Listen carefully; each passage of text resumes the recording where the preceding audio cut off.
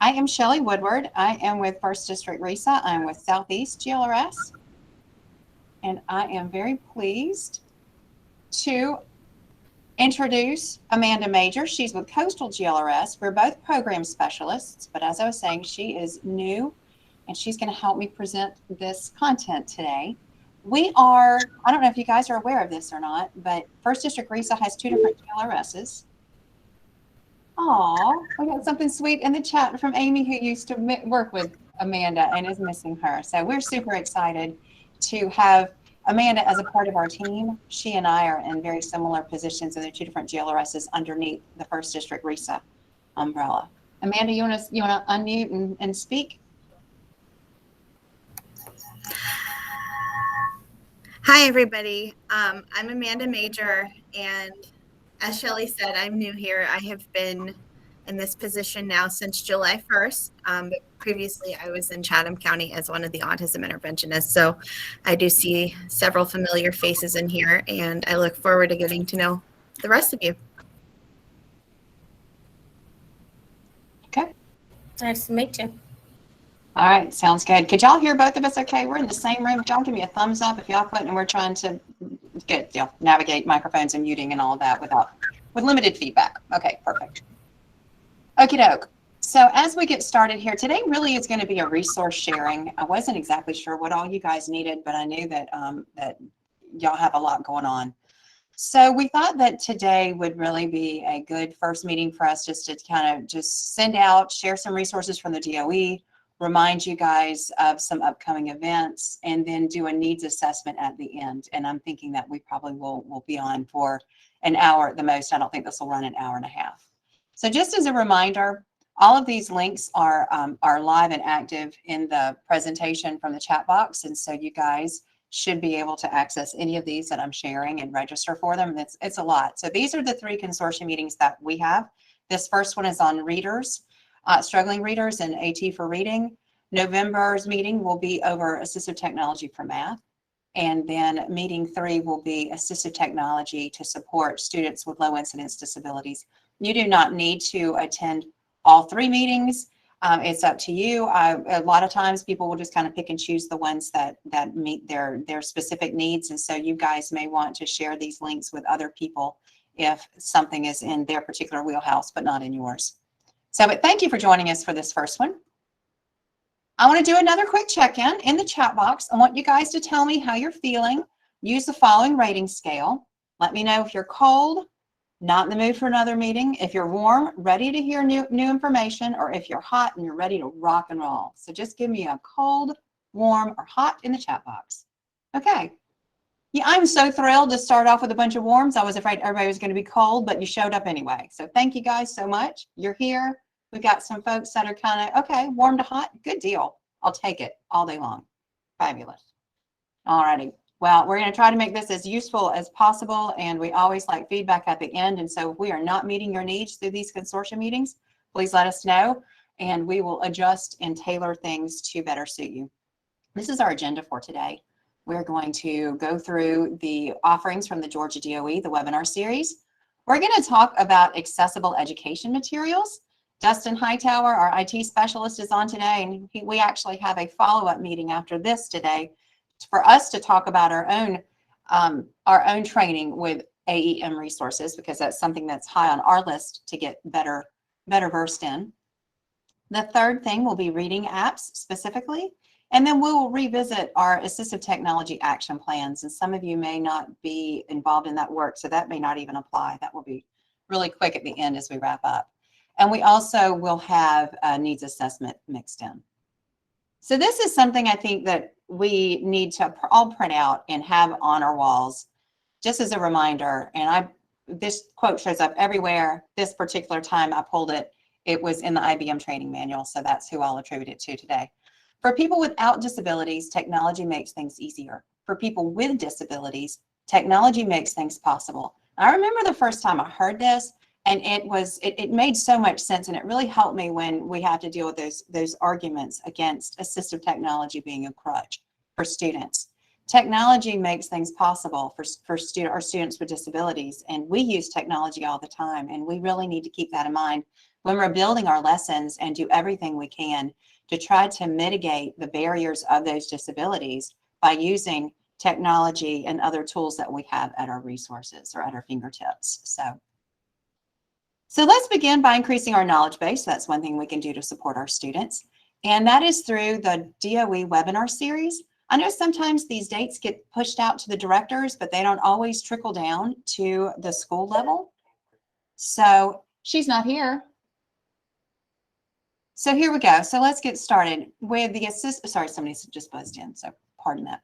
Assistive Technology Webinar Series. These are typically conducted by Paula Gumpman at the DOE. She's extremely knowledgeable. September's is over core vocabulary. October's is on the use of switches for students with physical and cognitive disabilities. November, January, and February all focus on text help and their different software to support our students. And I believe she's going to be co-presenting with Tim Jones from Text Help.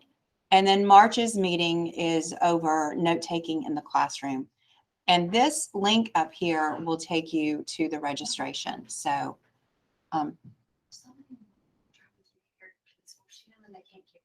okay.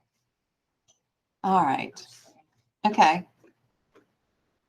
There's somebody trying to get into the meeting and they can't get in. Are you getting a request? Sorry, y'all. Hold on just a second. Y'all take a little break. And I'm going to actually, while we're trying to troubleshoot this person that can't get into the meeting, I'm going to repost the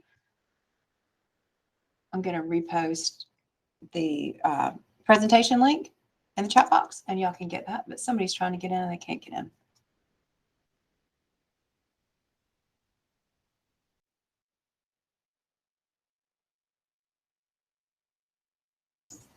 Okay, so we're getting that taken care of. Okay. Amanda may need to refresh. She's the owner of the event. Okay, and she just took I'll let her know, Dustin. Thank you. Yep. They're on the phone. She's taking their email address too, so she'll get it. Yeah, if she goes to the people tab and puts their email address and add people, she won't have to verify. Okay, Dustin said to refresh.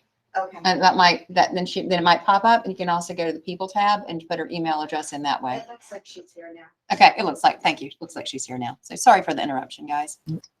All righty.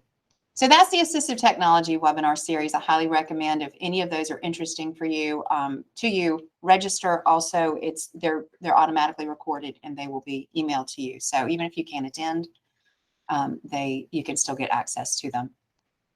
There is another series that Paula also conducts on supporting students with the most significant cognitive disabilities. So we always like to include these when we do our Assistive Technology Consortia, because there's usually some overlap here. So in September, we have appropriate communication systems. October, CBI and work-based learning. November, teaching strategies. January is including students in classrooms. February is aided language stimulation, and then March 15th is transition. So again, if those interest you, please use the link and register. Any questions about how to access any of that? It should be pretty seamless. If y'all are interested, just click on the presentation from the chat box and those links should take you. So now I want us to talk about accessible education materials. This is something that we're really working to learn more about here. As everything is going virtual, one of the things that we are not doing is we have not been real careful to make sure all of our materials are accessible for all of our students. And so that's one of our big goals for this year, is to make sure that all of our presentations, all of our documents, everything that we put online is accessible to everyone. So this is going to be a big learning curve for us this year, and I highly encourage you guys, if y'all need any help with any of this, to let us know. But let's take a minute and let me share some of this information with you guys. So accessible education materials, you'll see that as AEM. You also will see it as AIM, accessible instructional materials, but it's the same thing. So let's watch this video and you can get a better feel for it. When Bailey was in middle school, print textbooks were used, which are basically one size fits all. For students with print disabilities like Bailey, it was up to the teacher to tailor instruction to meet individual needs and provide the accommodations that were necessary. I had to definitely Can you differentiate mute for Shelley? Bailey. Yeah. I had to make sure that things were accessible to him on the computer, audiobooks. One of Bailey's teachers describes how overwhelmed she initially felt when hearing about the learning challenges Bailey presented. But with help from the assistive technology specialist, she learned how to support Bailey and use the technology. I went to Bailey's IEP meeting when he was an 8th grader. At the IEP meeting, my eyes were opened because I heard about all the print issues and the challenges he had with reading and the written expression. And I'm thinking, okay, what am I going to be able to do to help him? Because I know Word and Excel, but I had not had a student like Bailey before that had those issues. Since that time, technology has advanced, and the district has established the 21st Century Classroom Initiative. The availability of flexible materials and technology meet the needs of many students without additional accommodations. When students like Bailey do need additional supports, they can be seamlessly provided. When we try to incorporate assistive technology or educational supports for students, the closer we can stay to standard materials, the easier it is for staff, student, and parents to accept it. Students have benefited from or using the tools they're already familiar with, like the word processor they're used to. They're not overwhelmed by that. When you try to introduce a program that's not standard, then they see the learning curve and they get a little scared. But we have been very successful with students being able to use technology in the classroom by letting the staff know that it's the same tools they're used to. We're just adding one little piece. We're going to add text-to-speech, a universal text reader, for instance, on top of the word processor that the students and they are already comfortable using. We're just going to add one toolbar to maybe the PDFs that they normally use, publisher-provided worksheets, for example, and we're going to allow the students and provide a way for the students to type on them. And then we can add text-to-speech on top of that for reading support. In the adaptable classroom, curriculum and instruction can be personalized to fit the varying strengths, needs, and preferences of all students in the classroom, those with and without disabilities, through the thoughtful introduction of new technologies and accessible instructional materials.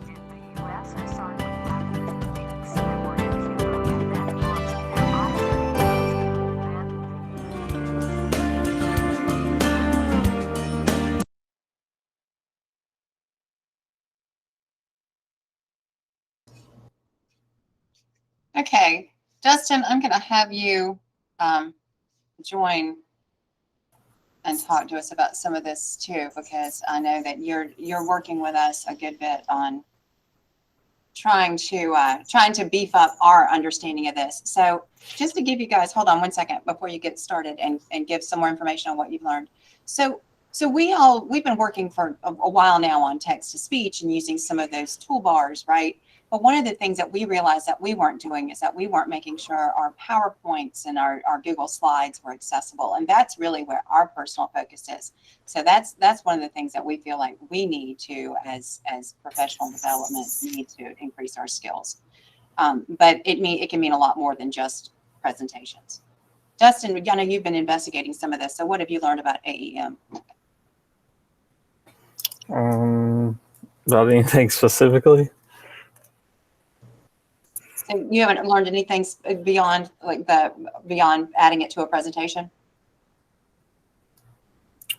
Like you talking about like Grackle? Like Grackle, and I think PowerPoint already has these accessibility features built into it. Yeah, I'm speaking specifically to the presentations. Okay, yeah. So Google Slides, I'm sure PowerPoint has it too, but Google Slides specifically, they have an accessibility tool that allows a screen reader per slide. So if you just go into the tools section of a Google Slide, you'll see accessibility options, and that's going to let you add an alt text and a screen reader. So whatever slide that you're on, it'll automatically read the screen of the slide, of course. And there's a add-on that I'm going to look on with Shelly and Kathleen later today called Grackle. Basically, it just does a check over your slides and make sure that they're accessible. So it'll do a check, and if it notices any pictures without alt text, it'll let you know that you should add alt text to it so the screen reader can read it through. This also works on Google Docs too, so the screen reader can read. If you if you have any tables on your slide, tables aren't really they're not built for a screen reader. So Grackle lets you kind of make the table more accessible and reads it in an order that makes sense. And I believe it also has, I think this is the last accessibility check that it has, but it looks at the colors of your slide and the text and make sure there's not really any conflicting colors, so you can make your slide more legible. And that's about what I've gotten from slides and Grackle and everything so far. It does a lot more stuff too.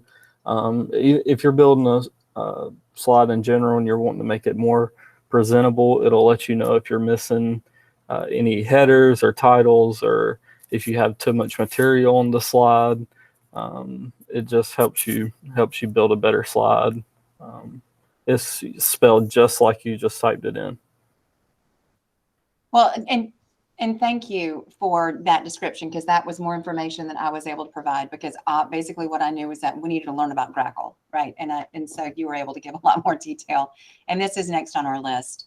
So if you feel like this is something that you guys want more information on, like I didn't even know that you could do these things. This is all pretty new to me, but obviously this is something that we need to be doing on with all of our materials. Oh, Amy, that's a nice little bit of information. Grackle's a type of bird. It's also slightly different from your read and write, because your read and write helps you actually read the screen, I guess, and Grackle helps you identify issues that they may be having trying to read the screen. So and doesn't PowerPoint, and then PowerPoint has that accessibility checker, right? And it's just one of the tools in the top, right, of the toolbar, the menu bar. I'm not 100% sure on Microsoft PowerPoint. Okay, I believe it's already built in with It is. PowerPoint. Sorry, I'm looking at it right now. Perfect. Thanks, Stephanie. Have you ever used it, Stephanie? Well, when you brought it up, I had just been working on something that made me go, I should check that. And it did pop up like tables. The table I had, I need to have alt text for that. So I'm changing it. I'm not doing a table. I'll do it differently. But yeah, it just points out the slide that may have an issue. Thank you. And thanks for also validating the fact that many of us are not experts in this yet. So, but we'll get there. We'll get there together. And since a lot, I know screen readers, may not seem like a big of a deal when you're in class, but since a lot of the classes or some classes are going back online, screen reader is beneficial right now. Absolutely. And I think this is really a logical next step as our tech skills have grown. And I'm speaking from my own personal experience. Yeah, I feel like now I can tackle this. I don't think I could have tackled this last year. I think that probably would have blown my mind. So, but yes, I certainly am ready for that. So to that end, the DOE is offering a series, because all of the materials that you find on the DOE are accessible. And so they are encouraging others to follow their lead. And so this is their webinar series on AEM. If you are interested in learning more, you can sign up for any of these webinars. I love the fact that it talks about the alignment between AEM and Universal Design for Learning and assistive technology and how all that works together. And there are lots of resources. So if you would like to be a part of any of those, please register. I have already registered for all of those, and I'm definitely going to learn everything that I can. The other opportunities that I found yesterday were I don't know if you all are familiar with CAST. I'm sure some of you guys are. CAST, it once was a Center for Applied Special Technology. They are the leaders in Universal Design for Learning.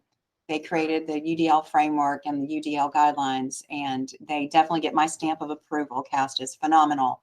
They are made up of all kinds of folks, experts, that they really know what they're doing, and they do a fantastic job. If you've never attended a training with them, I highly encourage you to access their resources.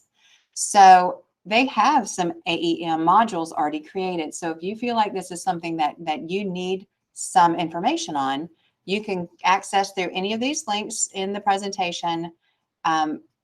These wonderful modules. We'll take a look at one. Let's take a look at this first one. According to the website, it takes 2 to 4 hours to complete.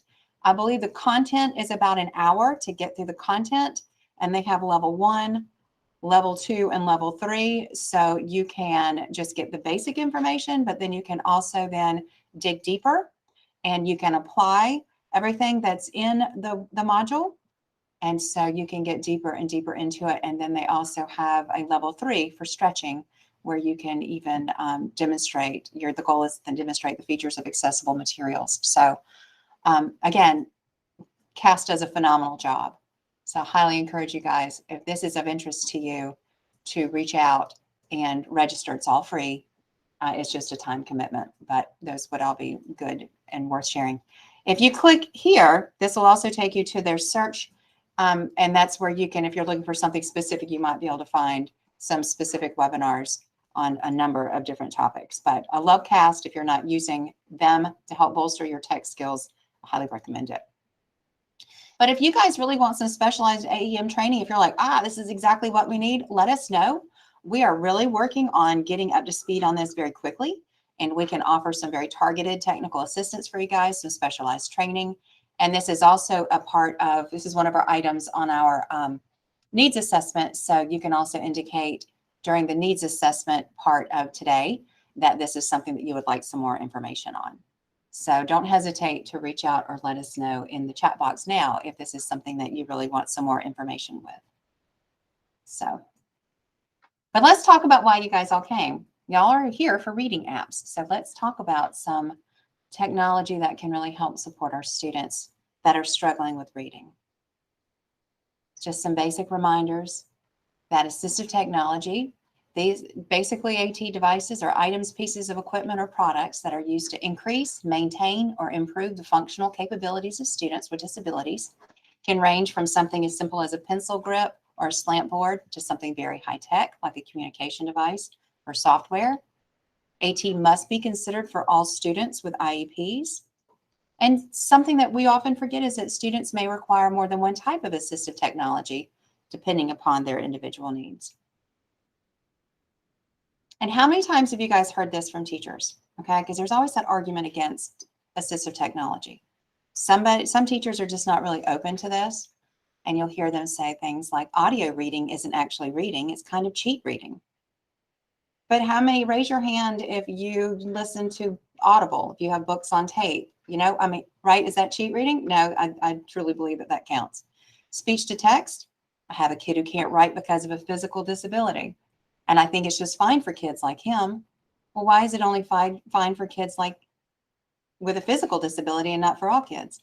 I remember when my brother discovered Dragon Dictation in his 40s, and he called me and he was so excited. Learning how to use speech to text as a grown businessman has increased his productivity. And so this is something that we can all use. This is one of my favorites. My students are just too young. They can't use those kinds of tools. But we know darn well that we've got 2-year-olds in the grocery store using tablets and technology all day long. So you're telling me that they can't use screen readers? I mean, come on. And then I'm not doing my students any favors by giving them these tools as a crutch if they aren't going to have these tools in the real world. But they do have them in the real world. We all have them now. I mean, thanks to our phones, right? They're all right here, or they're all built into our computers or whatever. So we need to really figure out how on earth we're going to start responding to teachers when they say these kind of things. But this is the number one most often heard argument, okay? They don't get to use the tools on the test, so why do they get to use them now? Or let's not get them used to them. And I ask every one of you guys to please learn how to respond to that argument. It took us a while to really learn how to respond effectively to that argument. This is their elevator speech you can memorize. One day of inaccessibility should not be preceded by an entire year of inaccessibility, okay? If we give these guys the tools that they need and they are able to learn, then odds are in their favor that they're going to do better on the test. I mean, we help increase their skills, they're going to learn, and their scores are going to come up. Even if they can't use those tools, specifically on the test. So let's help our kids be successful every day, and then they're going to end up performing better. All right, everybody make sure you learn that. That's your homework, okay? Hey, and if you don't like that elevator speech, create your own, but just have an argument, a counter argument ready, because you know we hear that. Anybody want to throw into the chat box or unmute any other arguments that they get from teachers on why they can't use assistive technology?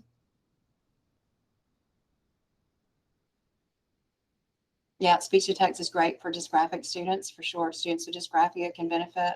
So many of our students can benefit from these tools. I think that list covers them pretty well, but if you have any others to add them in the chat box. Now ready to talk about tools? Quick review of what we already offer you guys.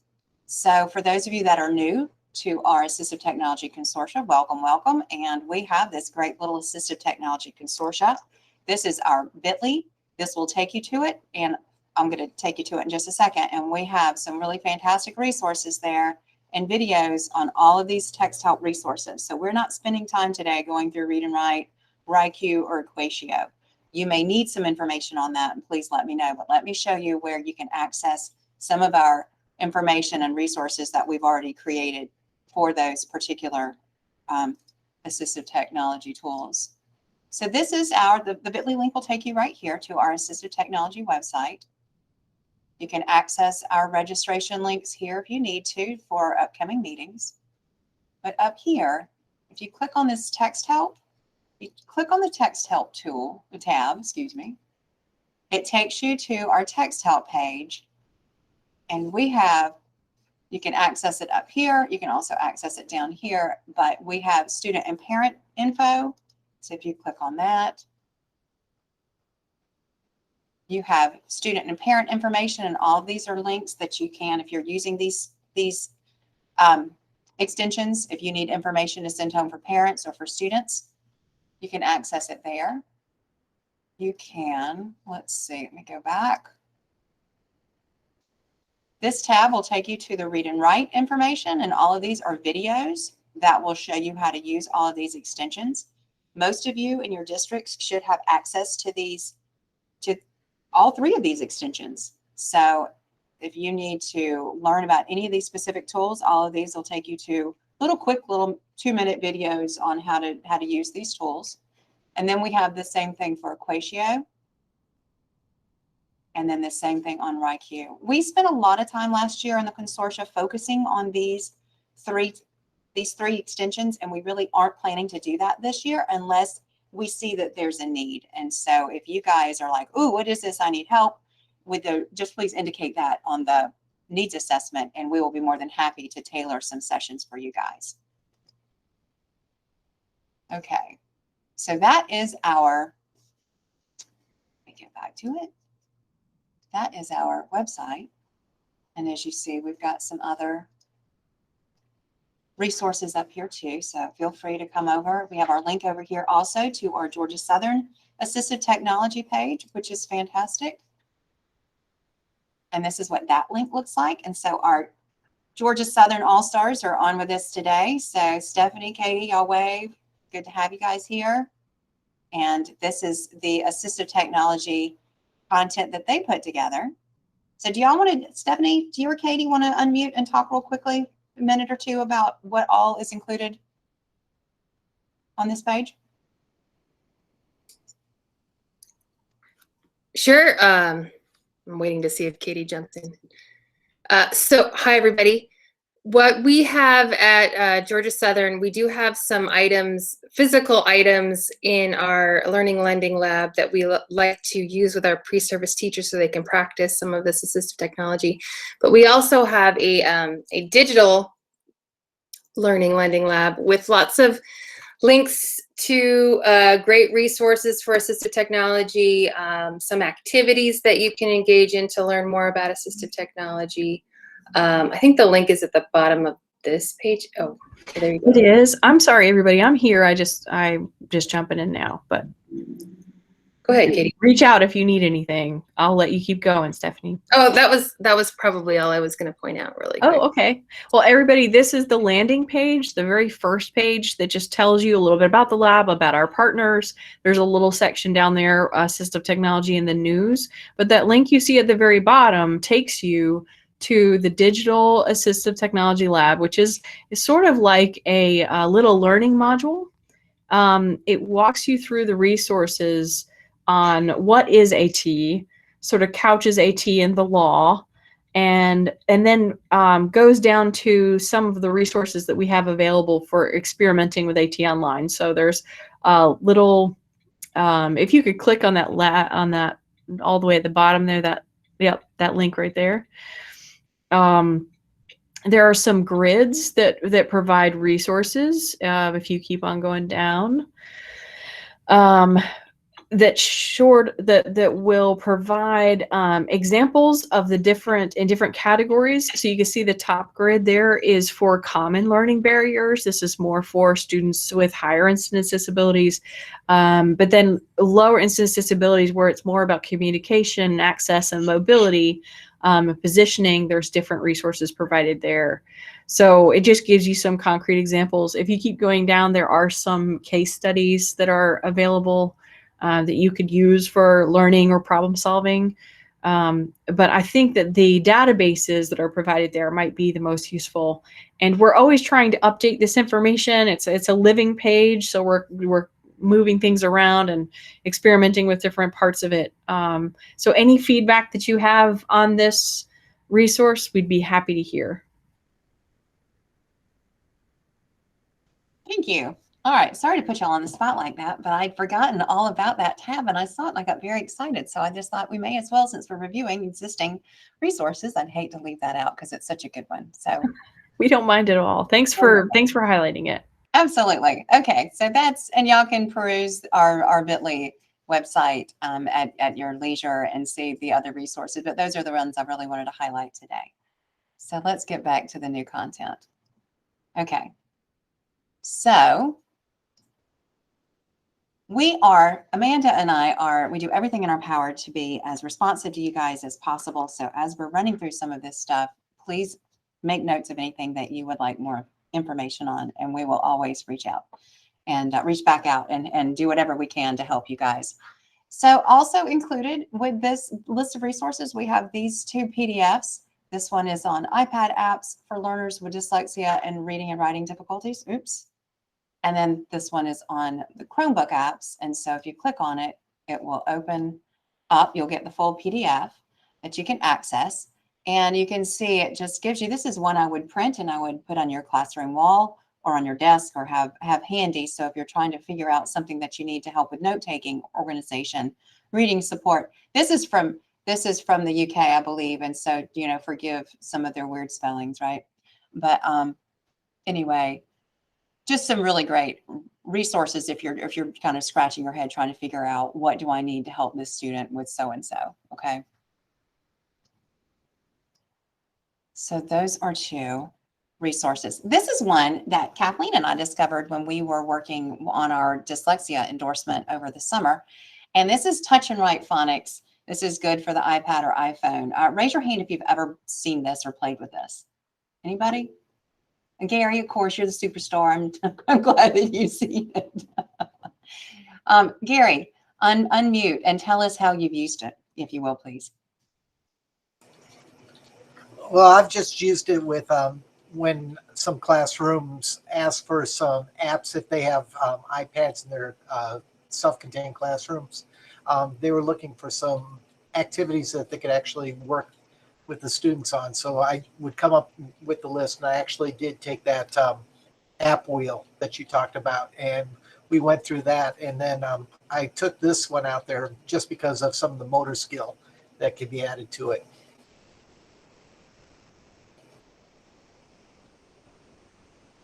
You're on mute.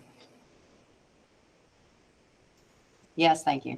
I'm so glad that you use that app wheel. I think that's a fantastic resource because we're not going to remember everything. And you guys know how it is. You're like, what was that great thing I saw on blah, blah, blah? What was it? And you have no idea. So let's watch a little video. We have a question about, is this free? I believe it's $2.99. So super engaging. This could be great virtually if you're trying to get your kids to practice at home. I know that we're all trying to figure out ways that we can really help do some things that are tactile, and how do you do that when it's virtual? And I think that this could be a really good solution. You get a choice of writing paper and writing texture. Sound effects are kind of gross, so just be prepared for that in the video. You'll hear it. And it allows for practice writing whole words. As the teacher, you can control the different words that you want them to practice. You can put whole sentences in, and then it's going to color code blends and digraphs and help the students start to recognize that. So let's watch a quick little video and check it out. I'll remember to mute myself this time.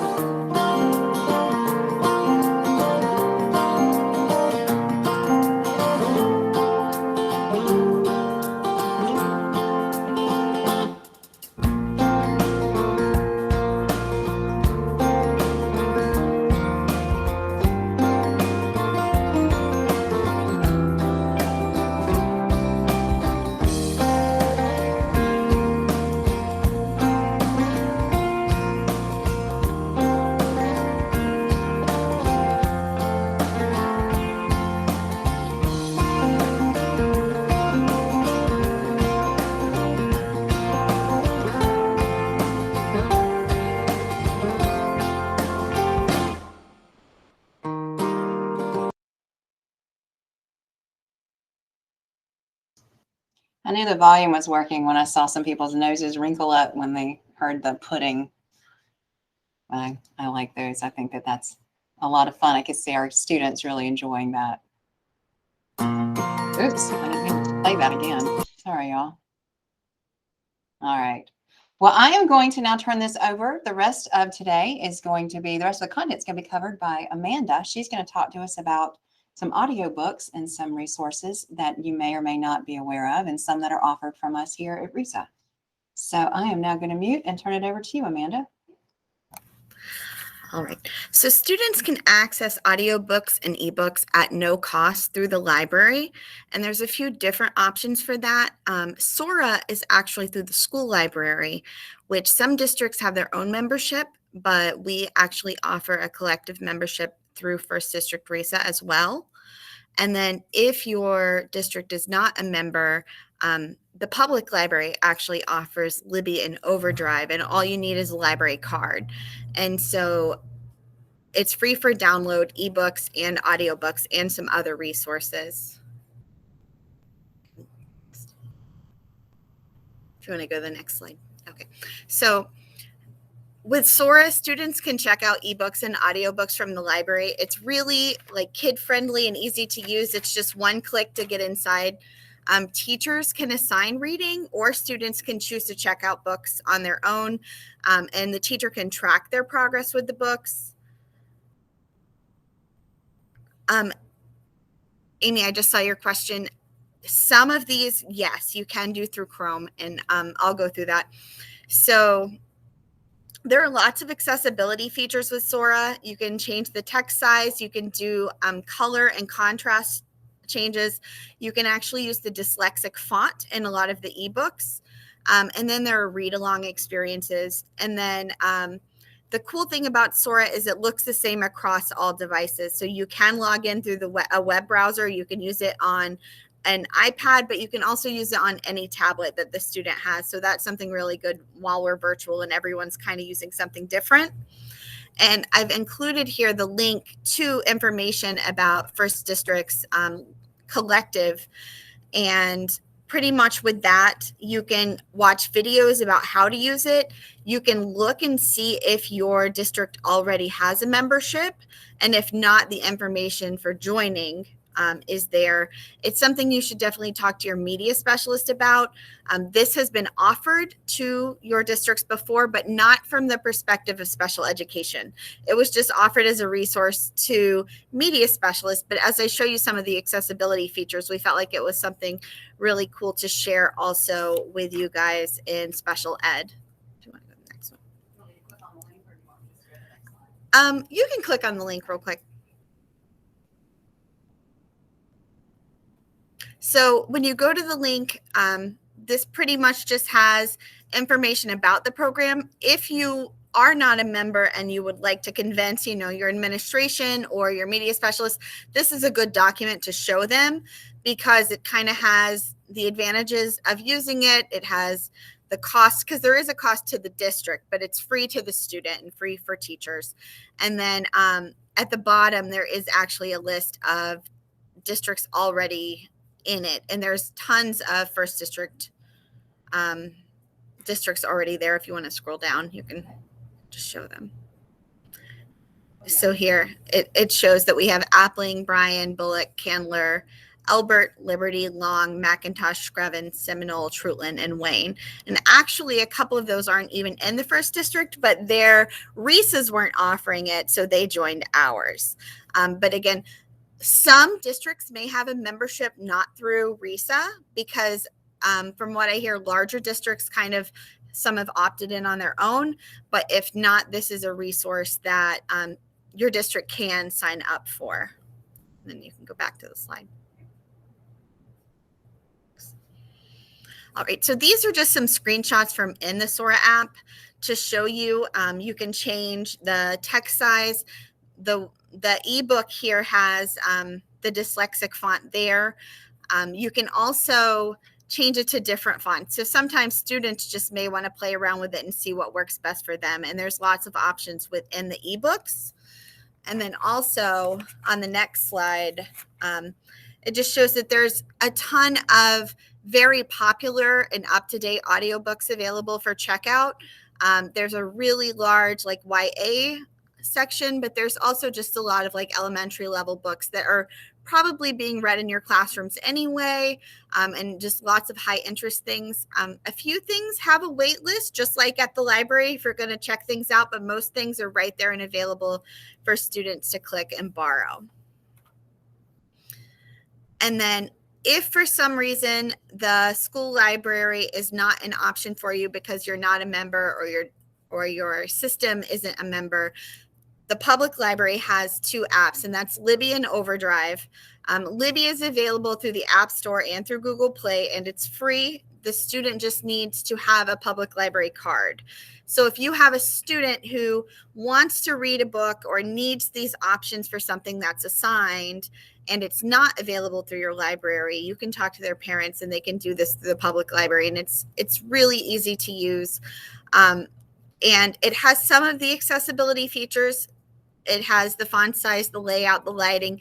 There's also some cool options in the ebooks where they can highlight and put notes in. So if it's a more difficult book, you can help them, and it saves those notes between devices. So if they're using an iPad at home and their Chromebook at school, when they log in, their notes and their highlights and their bookmarks are all there.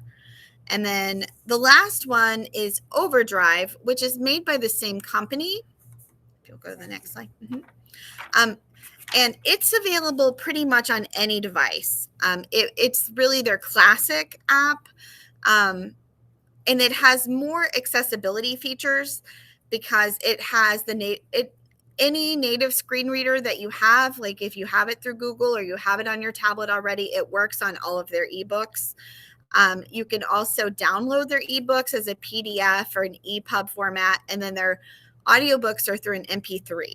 So if you don't have, Apple devices, but you have an MP3 player, you can still access the audiobooks through Overdrive and download it and put it on the MP3 player. And it's free. So it's really cool. The one thing that makes Overdrive a little bit more difficult is there are extra steps for students. The student would need to download it onto the device and then open it up. So Libby is more user-friendly, but from a teacher's perspective, the teacher may want to use Overdrive because you can then put the files on different devices for your students. Are there any questions about those? Okay, so if you are interested in looking it up, I have links in there, but soraapp.com is really user-friendly. And when you go to it, if your district is already a member, you just click and find your district and you'll be able to log right in.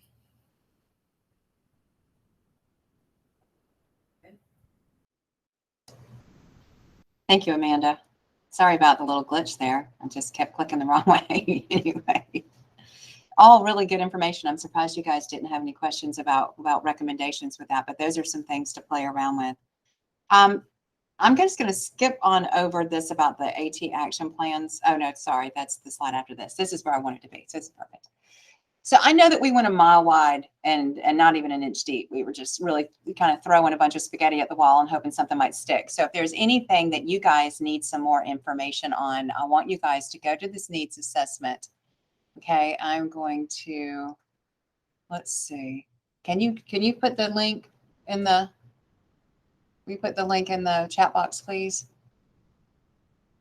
All right. It's also, y'all should be able to access it directly from your presentation if y'all have that downloaded. But if you'll take a minute and you'll complete this, I would really appreciate it. So what this needs assessment, if y'all want some more information on Nearpod, Seesaw, any of the text help extensions, if you need some help with assistive technology considerations for the IEP, if y'all need us to write in, thank you. If y'all just want to write in some things that you specifically need help with, if there's anything from that wheel that you wanted to learn more about, please give us some suggestions on ways that we can help you through this Assistive Technology Consortia. We know that this year is completely a mess like it has been, and we want to help you guys continue to build your tech skills in order to support your students. So if you need help with the accessibility, the AEM materials, for example, that's something that will be coming very soon. So please complete this. I'm going to stop talking and I'm going to give you guys 2 minutes. Please complete this right now, and then we'll wrap up.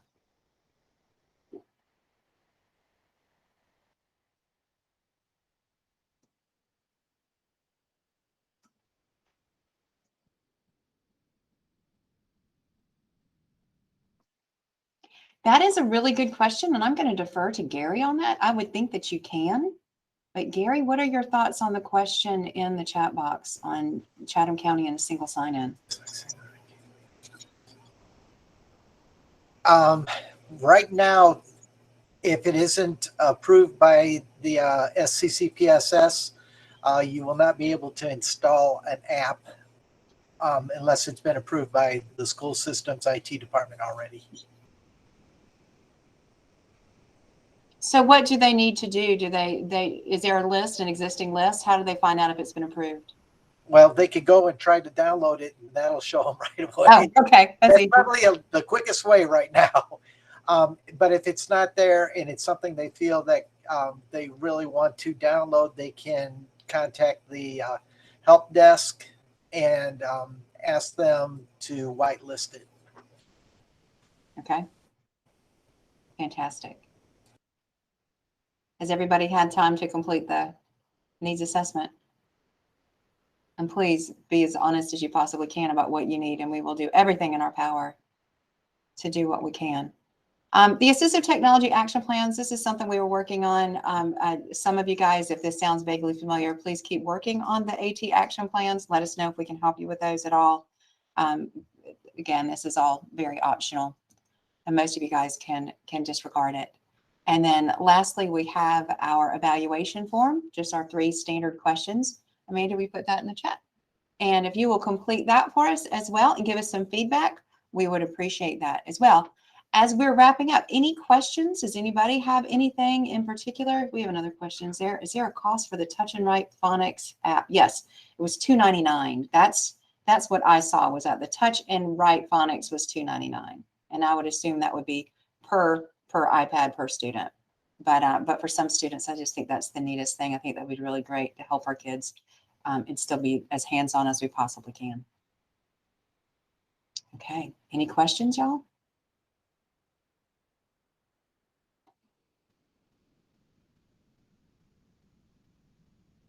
Okay, well, please complete the evaluation, and thank you guys so much. Oh, can we share? Please share this presentation. We are also going to, we recorded this today, and we are going to, if the recording turned out okay, we're going to post this exact recording on our website. If not, we're going to do a video on demand and have it posted. So if you also want a narrated copy of it, let us know. But please share this presentation. It's really what we want this to be. The purpose of today was to be just a big resource dump.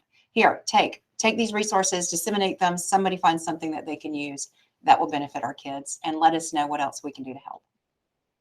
So thank you guys so much. Good to see you all. Thanks for joining us, and we'll see you again soon.